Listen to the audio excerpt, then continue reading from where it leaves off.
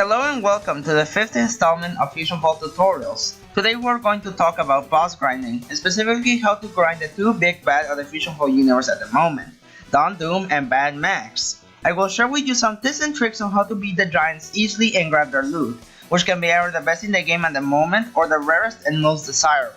Let's begin.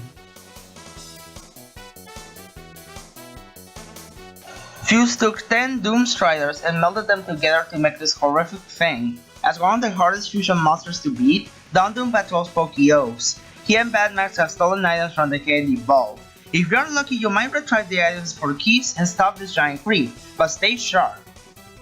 Don Doom is the first of two bosses currently in FusionFall Retro. He can be found in Pokeos North and South, going around both areas. He's a level 4 monster, which means he can take quite a beating before dying, but once he's killed, he will drop a special crate known as the Don Doom crate, which holds one of his many special items. The current list of Don Doom items are the Don Doom Gem Gun, the Master Spiral Spread, the Don Doom set, including the Don Doom shirt, Don Doom pants, and Don Doom boots, the Don Doom Scouter, and the Master Toxic Mask.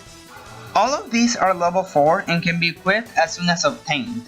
He also shares some drops with Bad Max, those being the Super Slayer Slasher, Super Slayer shirt, Super Slayer pants, and the Super Slayer boots. The Super Slayer set, however, are level 5, meaning they will need to be combined to be a level equal or lower than 4 in order to be worn and used.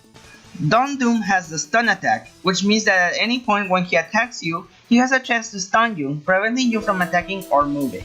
Don Doom is an adaptive monster, so use Cosmic Nanos like Eddie to get some extra damage. Don Doom also has a pattern that he follows when he spawns, and his spawn location is the area where he died last time. You may find small groups of people waiting for Don at certain areas, usually around his route.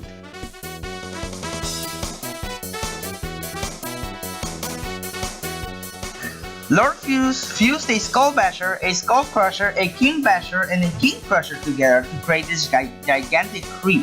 This guy patrols Peach Creek states and stopping all who cross his path from the Candy Vault. Both Don Doom and this guy can be beaten either by a lone hero or by a crew, but stay alert and be careful. Keep your guard up at all times. Bad Max is the second boss monster in the feature.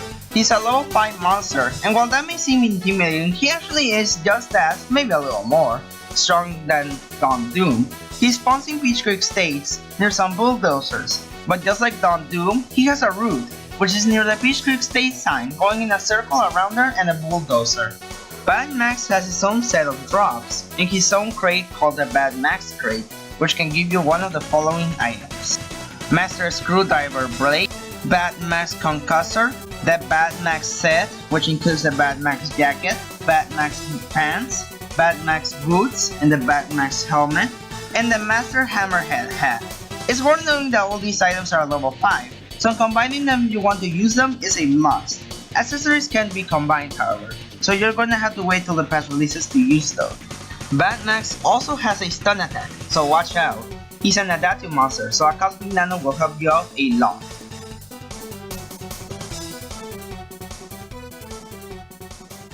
While Don Doom and Bad Max may seem hard to defeat, the main key to defeat them is teamwork.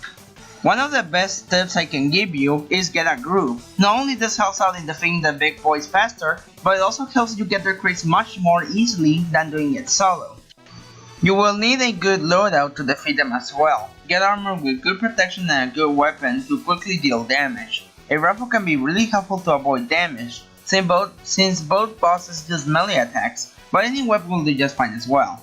A pistol can come in real handy too.